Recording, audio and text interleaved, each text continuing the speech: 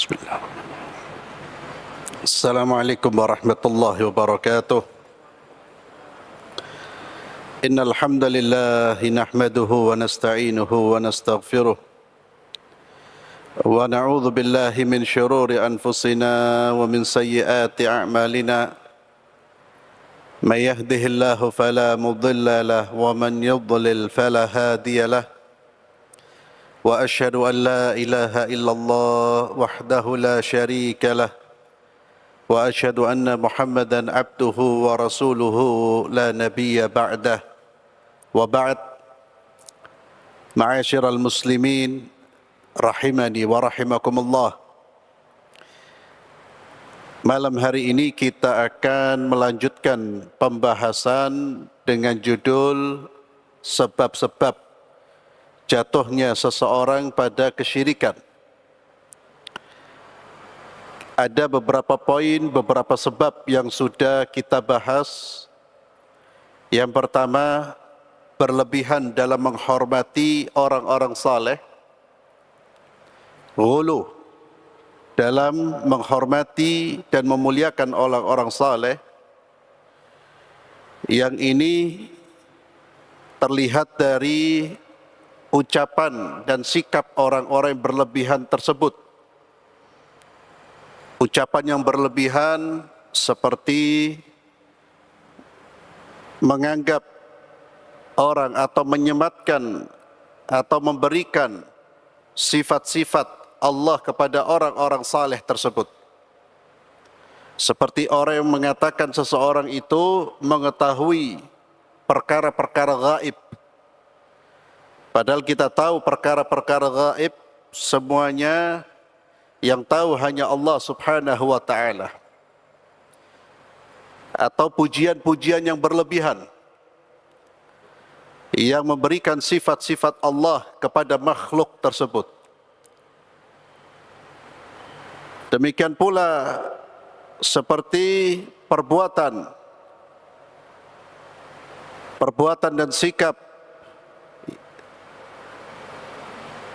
Ini seperti perbuatan orang-orang yang membangun kuburan orang-orang saleh, menghiasi kuburannya, memberi beberapa aksesoris, lampu dan seterusnya. Ini sudah kita bahas dan semuanya itu jelas dilarang oleh Rasulullah sallallahu alaihi wasallam. Bahkan ada kuburan yang hiasannya seperti kuade kemanten, kuade. Ya. Jadi ini kesalahan, penyimpangan dari petunjuk Nabi kita Muhammad sallallahu alaihi wasallam. Tahu beribadah di samping kuburan mereka. Membangun masjid di atas kuburan. Ini diantara sikap-sikap yang menunjukkan ghulu, sikap berlebihan kepada orang-orang saleh. Kemudian sebab yang kedua, al-jahl bitauhid. Karena kebodohan terhadap tauhid. Dan ini sebetulnya terkait juga dengan yang pertama. Orang-orang yang mengagungkan orang-orang saleh tersebut, ya sebagian besar mereka karena tidak tahu, tidak mengerti bagaimana cara memuliakan yang benar, bagaimana seharusnya memuliakan makhluk. Dia tidak memahami bagaimana syariat memberikan petunjuk cara menghormati orang-orang yang saleh. Orang yang tidak faham, dia akan jatuh pada kesalahan. Orang yang tidak faham akan jatuh pada kesalahan. Dan kasihannya dia, mereka-mereka ini yang tidak faham ini, belajar dari orang-orang yang memberi pemahaman yang salah. Memang orang-orang yang senang dengan hal-hal yang berbau syirik, hal-hal yang berbau pengagungan terhadap makhluk, orang-orang yang senang dirinya atau gurunya dikultuskan. Akhirnya mereka menjadi korban.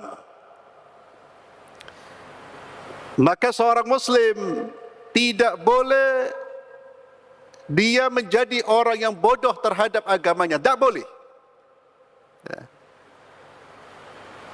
Seorang Muslim, dia wajib belajar terkait dengan agamanya, terutama terkait dengan tauhid, dan belajar pula masalah-masalah syirik agar dia tidak terjatuh dalam kesyirikan.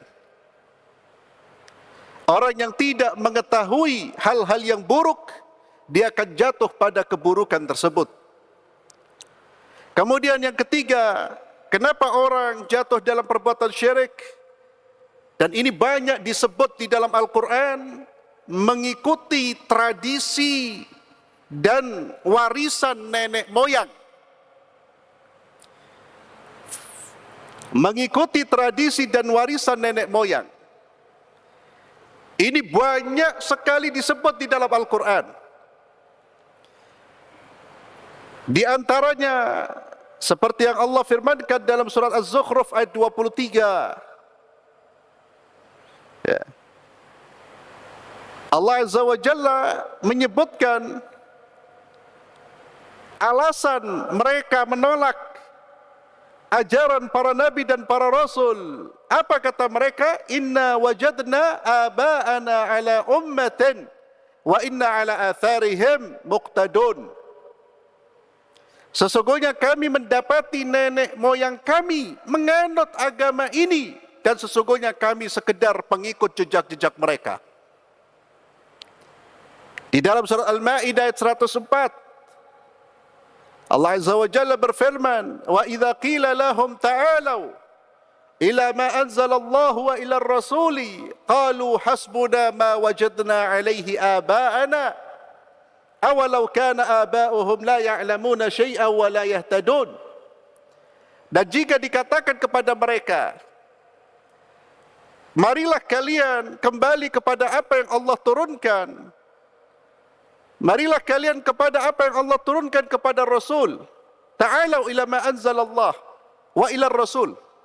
Kalian kembali kepada apa yang diturunkan Allah dan juga diturunkan kepada Rasul.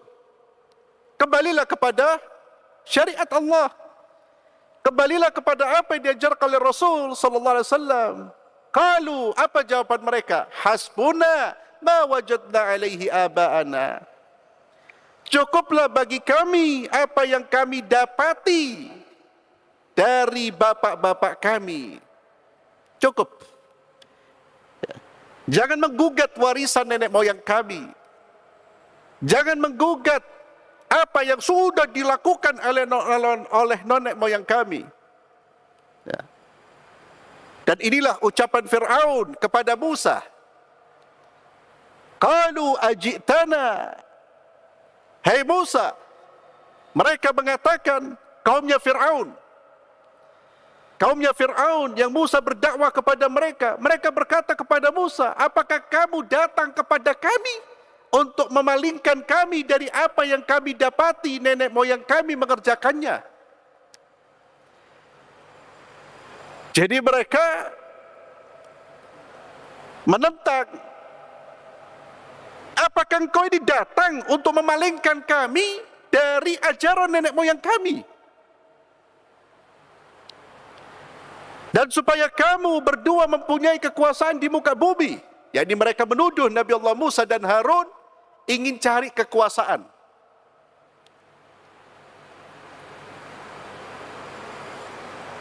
Dan ini pula yang dikatakan oleh kaumnya Ibrahim dan kaum-kaum nabi-nabi yang lain. Penolakan mereka dengan alasan, apa yang kau bawa wahai Nabi, wahai Lut, wahai Ibrahim, apa yang kalian bawa itu bertentangan dengan ajaran nenek moyang kami. Ikhwani fillah azzalallahu wa iyyakum. Dan penolakan terhadap kebenaran, terhadap syariat, penolakan untuk tunduk kepada aturan Allah dan Rasulnya dengan alasan bertentangan dengan nenek moyangnya, ini terus akan didengungkan, merupakan alasan yang terus selalu ada ila yaumil qiyamah. Dan mungkin kita juga bisa merasakan sebagian orang ketika disampaikan kebenaran, ketika disampaikan tentang ajaran Allah, ajaran Rasulnya yang bertentangan dengan perilakunya, dia mengatakan ini adalah warisan nenek moyang kami, sudah jangan rubah-rubah. Bahkan diancam, ya, diancam dengan berbagai macam ancaman. Ya.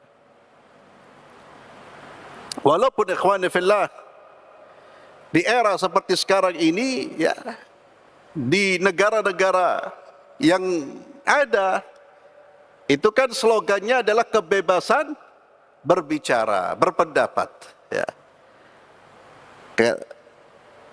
Tapi terkadang orang-orang ketika diingatkan, ya, mereka yang mengingatkan itu justru tidak diberi kebebasan, ya, justru diperangi. Tidak boleh berbicara. Kalau berbicara digeruduk gitu. Jadi terkadang kita ini mengucapkan sesuatu yang tidak kita lakoni. Tapi kalau orang-orang ateis berbicara, liberal berbicara, dibiarkan. Tapi kalau ada orang mengajak kepada kebenaran, kepada tauhid, itu justru dimusuhi. Kalau dimusuhi tidak ada masalah, tapi justru mereka mengangkat senjata, menolak dengan kekuatan fisik. Dan itu sudah hal yang biasa, lumrah. Lumrah. Dan selalu mereka dengungkan, ini orang ingin merubah ajaran nenek moyang kami. Ya. Yang menjadi dasar, yang menjadi landasan bukan petunjuk Allah. Tapi kebenaran, ukuran kebenaran adalah warisan nenek moyang. Nenek moyang kita, ikhwani fillah, jika mereka muslim, kita doakan kebaikan. Dan kita mendoakan mereka. Namun tidak semua warisan mereka sejalan dengan ajaran Allah dan Rasulnya. Yang sejalan dengan ajaran Allah dan Rasulnya kita pertahankan. Yang tidak bertentangan kita pertahankan. Itu warisan. Namun yang bertentangan, apalagi dengan prinsip tauhid, ya tidak perlu dilestarikan. Karena seorang muslim, dia telah mengucapkan kalimat la ilaha illallah Muhammadar Rasulullah.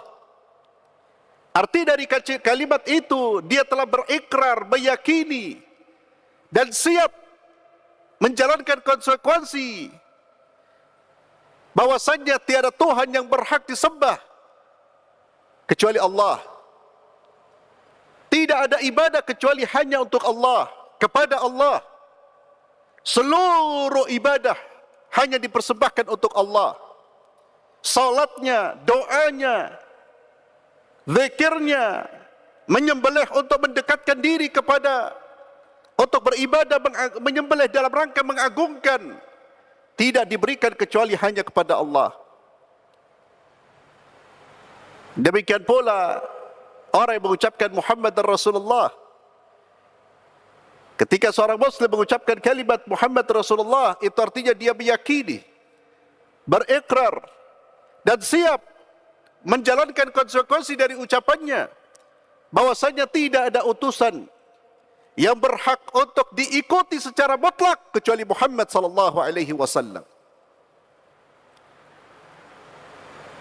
Beliaulah yang ucapannya diikuti, perintahnya ditaati, larangannya ditinggalkan, dan sesuai dengan ajaran beliaulah kita beribadah.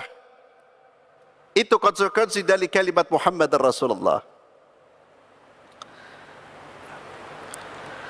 Maka ikhwani fillah, taklid kepada warisan nenek moyang ini penyebab orang berpaling dari tauhid, berpaling dari kebenaran. Kemudian ikhwani fillah, di antara penyebab datangnya atau perbuatan kesyirikan adalah hadis-hadis palsu.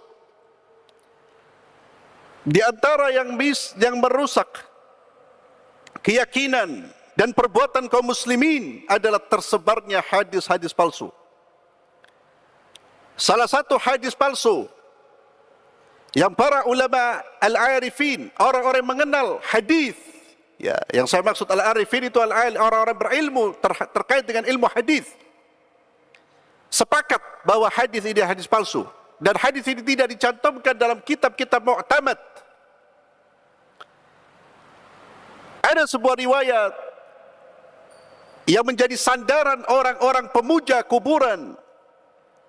Riwayat tersebut berbunyi, "Idza a'yatkumul umur fa'alaikum bi ahlil kubur au fasta'inu bi ahlil kubur." Jika kalian sedang dirundung masalah, maka kembalilah kepada ahli kubur atau mintalah pertolongan kepada ahli kubur. Kalau ada masalah, kemana Pak? Ke kuburan. Minta ke kuburan. Dan ikhwani fillah, saya belum pernah ada orang membawakan hadis ini. Tapi yang saya dengar dengan telinga saya, orang yang tidak membawakan riwayat hadis, namun ucapannya persis seperti ucapan apa hadis palsu ini.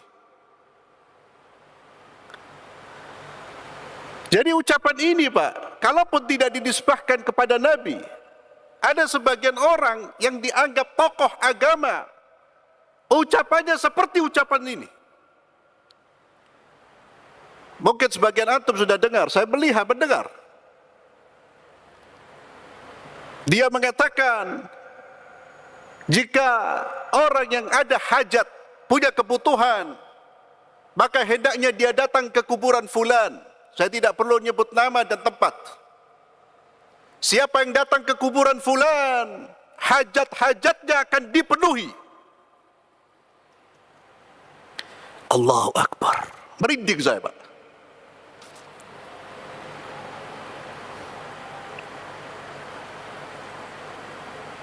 Apakah itu petunjuk Al-Quran?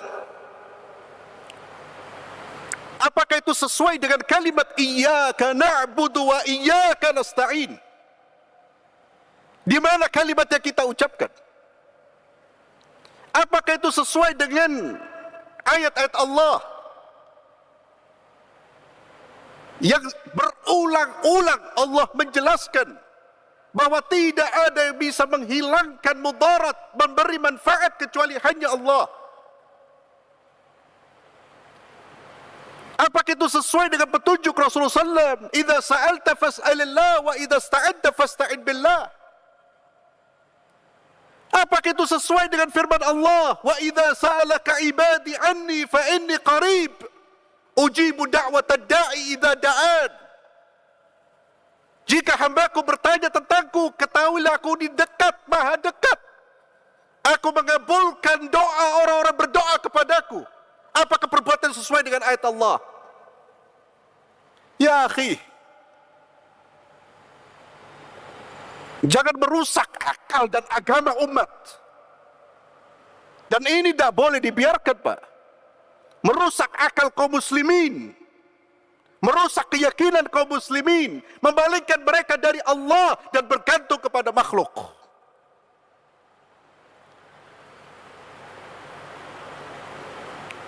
Lalu orang-orang ini berkata, yang menganjurkan suruh ke kuburan berkata, kami tidak nyuruh mereka berdoa kepada selain Allah. Hakikatnya orang yang ke kuburan itu mintanya kepada Allah.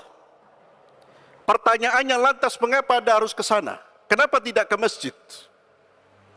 Kenapa Anda tidak mengatakan ruku'la binta'la wasta'inu bis sabri was salah? Dan itu kejahatan yang kedua. Ucapan itu kejahatan. Kenapa? Mereka mengatakan seolah-olah kalau seseorang yang berdosa punya hajat, dia minta kepada Allah, Allah tidak akan kabulkan sampai orang ini meminta tolong kepada wali. Bukankah itu sama menyamakan Allah dengan pemimpin yang zalim?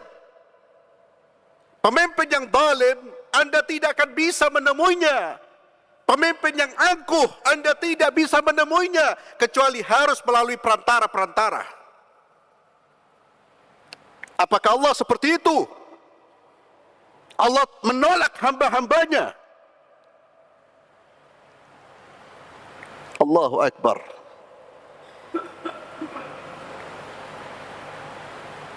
Yang heran Pak, kadang-kadang orang-orang itu katanya ngaji.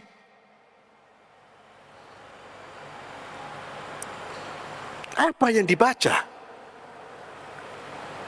Di manakah petunjuk Al-Quran dan Sunnah? Dalam bab doa ini sudah sangat gamblang bagaimana Allah mengajarkan Anda baca doa-doa yang Allah cantumkan dalam Al-Quran. Bagaimana redaksinya? Termasuk doa-doa yang diajarkan oleh Rasulullah, bagaimana redaksinya? Apa sunnahnya? Memuji Allah, bersalawat kepada Nabi, berdoa. Doanya Allahumma, bukan ya fulan, ya Abdul Qadir, ya fulan, bukan. Wallahi ikhwani fillah, gharib, sesuatu yang aneh. Apa yang sudah jelas-jelas tampak di depan kita diabaikan. Bahkan ada saya mendengar, jika Anda tidak melalui fulan, Anda tidak akan sampai kepada Allah. Ya Allah, wa idza sa'alaka ibadi anni fa inni qarib ujibu da'watad da'i idza da'an.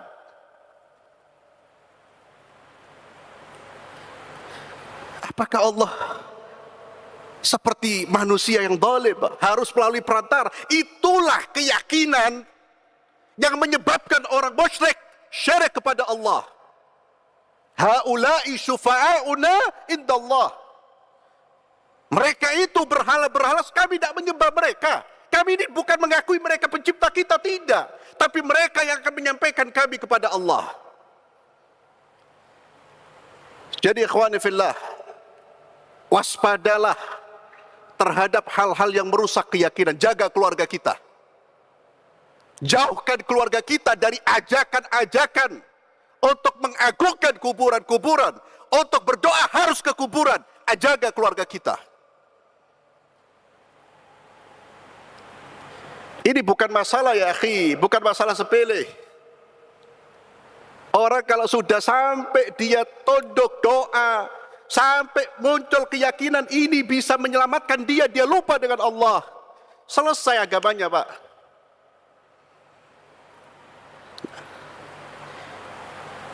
Dan ini lebih penting untuk disampaikan daripada berita-berita politik ya ikhwan. Ini yang menyebabkan umat hancur, ya ini perbuatan maksiat. Dan kemaksiatan terbesar apa? Syirik kepada Allah. Perbuatan terbesar. Inna syirka la zulmun azim.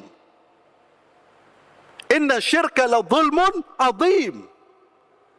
Kezaliman yang paling zalim. Makhluk menyekutukan Allah. Jangan dibiarkan. Ajarkan umat, didik mereka. Dan kesyirikan itu merusak agama, dan syirik pasti merusak akal sehat. Ya. Kemudian ikhwan fillah, hadis-hadis palsu tersebar. Maka hati-hati dengan riwayat-riwayat yang ada. Ikhwan fillah, Al-Alusi, seorang ulama tafsir yang memiliki kitab tafsir Ruhul Ma'ani. Beliau berasal dari Irak. InsyaAllah lahir pada tahun 1217. Ya. Nanti dicek. Ya. Ulama dari Irak, dia menceritakan bagaimana masa kecilnya, di mana ia bertemu dengan seorang syekh. Dia bertemu dengan seorang syekh yang mengajarkannya untuk tidak berdoa langsung kepada Allah, melainkan berdoa kepada wali-wali. Ya. Dan lalu si bercerita, syekh tersebut beralasan bahwa berdoa kepada Allah tidak akan langsung dikabulkan dan Allah tidak peduli padanya. Kalau dia langsung berdoa kepada Allah, dan Allah tidak akan kabulkan dan Allah tidak akan peduli. Adapun jika ia berdoa kepada wali-wali, maka ia akan ditolong dan diperhatikan. Apa kata Al-Alusi? Dalam tafsirnya mengatakan bahwa wasiat yang dia dengar tersebut merupakan perkara yang mengerikan. Perhatikan. Perkara yang mengerikan lagi sangat menyedihkan. Dan sungguh banyak da'i-da'i dan syekh-syekh di zamannya memiliki pemikiran seperti itu. Tahun 1200 Pak, sekarang berapa? 1400. 200 tahun yang lalu Pak. Apakah ada orang yang berpendapat? Ada belak-belakan Pak. Anda tidak akan sampai kepada Allah kecuali melalui kami. Ya Allah. Siapa Anda? Rasulullah. Dirusak. Ya Allah ya Rabb. Dan perkara ini bukan perkara khilafah. Bukan perkara khilaf. Perkara yang jelas penyimpangannya. Kemudian yang kelima, taklid buta. Ini juga menyebabkan orang jatuh dalam kesyirikan. Allah Azza wa Jalla mengingatkan kesyirikan orang-orang Yahudi dan Nasara di mana mereka taklid kepada pendeta dan ulama-ulamanya di dalam surat At-Taubah ayat 31. Allah menyebutkan bahwa mereka-mereka ini ittakhadhu ahbarahum wa ruhbanahum arbaba min dunillah. Mereka menjadikan orang-orang alimnya dan rahib-rahib mereka sebagai Rabb selain Allah. Mereka menjadikan rahib dan ulama-ulamanya sebagai Tuhan selain Allah. Adi bin Hatim bertanya, ya Rasulullah, mereka tidak menyembah, tidak sujud kepada ulamanya. Apa kata Nabi? Bukankah ulamanya menghalalkan apa yang diharamkan oleh Allah? Mereka ikuti ulama tersebut. Mengharamkan apa yang dihalalkan, menghalalkan apa yang diharamkan oleh Allah. Allah mengharamkan, ulamanya menghalalkan, mereka ikuti ulama tersebut. Itu menjadikan mereka sebagai Tuhan-Tuhan selain Allah. Taklid buta Pak. Tidak boleh ikhwani fillah kita taklid buta kepada siapapun. Kalau ada boleh istilah taklid buta disematkan untuk mengikuti Nabi ya hanya kepada Nabi SAW. Selain Rasulullah SAW pasti ada kekeliruan. Kalau ada manusia yang tidak pernah salah, semua ucapannya benar, yaitu Nabi Muhammad SAW. Taklid buta itu apa Pak? Taklid ikut-ikutan, tidak mau tahu pendapat lain, kebenaran tidak mau tahu. Hatta dia tahu ini kebenaran, karena bertentangan dengan gurunya, dia tidak mau ikut. Ya. Taklid itu hanya dibolehkan ketika kita tidak mengetahui masalah, ketika kita tidak bisa menyimpulkan hukum dari dalil, boleh kita taklid Pak, dalam konteks belajar. Karena kalau kita tidak punya ilmunya lalu langsung berquran dan hadis membaca, menyimpulkan, tidak sangat sampai Pak. Maka dalam konteks belajar, umpamanya kitab fikih, para ulama hampir semua memberikan petunjuk kalau Anda mulai belajarlah fikih dengan madhab tertentu. Ada yang belajar madhab Syafi'i, belajarlah, ikuti. Namun ketika kita mengetahui, jelas mengetahui bahwa ada pendapat yang lain yang benar, maka hendaknya kita mengikuti kebenaran tersebut.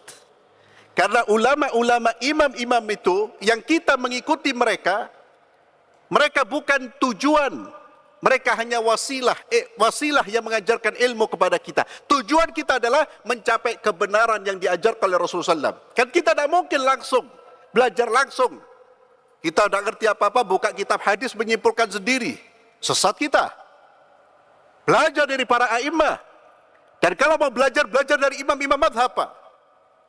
Jangan sampai ada orang kemudian mengatakan, tidak perlu kita belajar dengan imam madhab. Belajar langsung Quran dan hadis, ya keliru dia. Ya. Atau belajar kepada guru saya ini tidak pakai madhab, langsung Quran dan hadis. Dia tidak sadar, dia ngomong seperti itu, berarti mengangkat gurunya seperti imam madhab. Jadi taklid seperti itu boleh, Pak. Selama Anda tidak punya kemampuan. Namun ketika tampak kebenaran, Anda ikuti kebenaran. Dan agar tidak jatuh kepada taklid buta, maka Anda jangan seperti orang yang buta. Orang buta itu tidak mau melihat apa-apa. Tidak mau melihat hujjah, tidak mau melihat argumentasi, tidak mau mendengar. Wes pokoknya jarene si fulan tak ikuti. Ketika disampaikan ya akhi, ini hadis-hadis Rasulullah SAW. Dan ini penjelasan para ulama. Dilarang membangun kuburan, menyemen kuburan, menjadikan kuburan dihiasi, diberi lampu untuk hiasan. Dilarang oleh Nabi. Tapi si fulan, apakah si fulan? Si fulan. Cari dalil dari si fulan, tidak akan dia temukan. Tapi tetap dia tidak berubah pandangannya. Kenapa? Taklid buta, Pak. Yang terakhir, ikhwani billah, adalah hubbud dunya, cinta berlebihan terhadap dunia, termasuk jabatan, harta, kedudukan, wanita, bisa menyebabkan orang jatuh dalam kesyirikan. Itulah mengapa ikhwani fillah, selalu kita berdoa kepada Allah. Jangan tinggalkan doa ini. Allahumma inni a'udzubika min adzabi jahannam, wa min adzabil qabri, wa min fitnatil mahya wal mamat. Wa min fitnatil mahya wal mamat. Fitnah kehidupan dan kematian, Pak. Jangan pernah tinggalkan. Orang bisa jatuh kepada kekufuran bukan karena dia tidak tahu, bukan karena taklid, bukan karena, tapi karena dunia. Allah Azza wa Jalla ketika menyebutkan tentang orang-orang kufur, dzalika bi annahum istahabbul hayatad dunya 'alal akhirah wa anna Allah la yahdil qaumal kafirin. Yang demikian itu disebabkan karena sesungguhnya mereka mencintai kehidupan di dunia lebih dari akhirat. Dan bahwasanya Allah tiada memberi petunjuk kepada orang-orang yang kafir. Syekh Abu Bakar Jabil Al-Jazairi ketika menyimpulkan ayat ini, salah satu kesimpulan beliau mengatakan bahwa lebih mencintai dunia ketimbang akhirat adalah jalan menuju kekufuran, kesesatan serta kehancuran. Dan sebagai penutup bisa kita ingat seorang pemuda, dia berperang melawan orang-orang Romawi, dan disebutkan dia juga menghafal Al-Quran. Namun ketika dia berperang melawan orang-orang Romawi, dia melihat seorang wanita Romawi cantik. Hatinya jatuh cinta pada wanita tersebut. Begitu cintanya kepada wanita tersebut, lalu dia bertanya, apa yang bisa menyebabkan saya bisa memilikimu? Wanita tersebut mengatakan, kau harus mengikuti agamaku. Dan dia ikuti agamanya. Pemuda penghafal Quran, berjihad. Loh kok bisa? Bukankah penghafal Quran Allah jaga? Itulah mengapa ikhwan fillah, kita diperintahkan untuk ikhlas. Satu. Yang kedua, kita diperintahkan untuk menjauhi perbuatan-perbuatan yang bisa mendatangkan murka Allah dan bisa mencabut hidayah dari kita. Apa itu? Sombong dan ujub. Sombong dan ujub. Penghafal Quran tapi dia ujub dengan dirinya, Allah bisa cabut. Dan mungkin ada faktor-faktor yang lain yang kita tidak tahu. Tapi orang bisa menukar agamanya demi dunia. Karena ingin jabatan di pemerintahan, jabatan pada posisi politik, dia rela. Yang dulu dia katakan ini nggak boleh, dia lakukan sekarang. Kenapa? Demi menjaga dirinya, kedudukannya, demi menjaga partainya. Itu kembali ikhwani fillah, jangan pernah merasa aman. Wallahi, jangan pernah merasa aman dari kekufuran, dari kesyirikan, dari penyimpangan. Siapa yang merasa aman, dia akan jatuh pada hal-hal tersebut. Mintalah terus kepada Allah. Suatu saat mungkin ada dunia yang menggoda kita, Pak. Kita tidak tahu. Itulah rahasia dari doanya Nabi Allah Ibrahim yang sering sudah sampaikan, wajdubni wa baniya na'budal asnam. Ya Allah, jauhkan aku dan anak keturunanku dari menyembah berhala. Orang bisa menyembah berhala gara-gara dunia, Pak. Ya. Wallahu a'lam bissawab. Kita akhiri dengan doa kafaratul majlis. Subhanakallahumma bihamdik asyhadu an la ilaha illa anta astaghfiruka wa atubu ilaik. Assalamualaikum warahmatullahi wabarakatuh.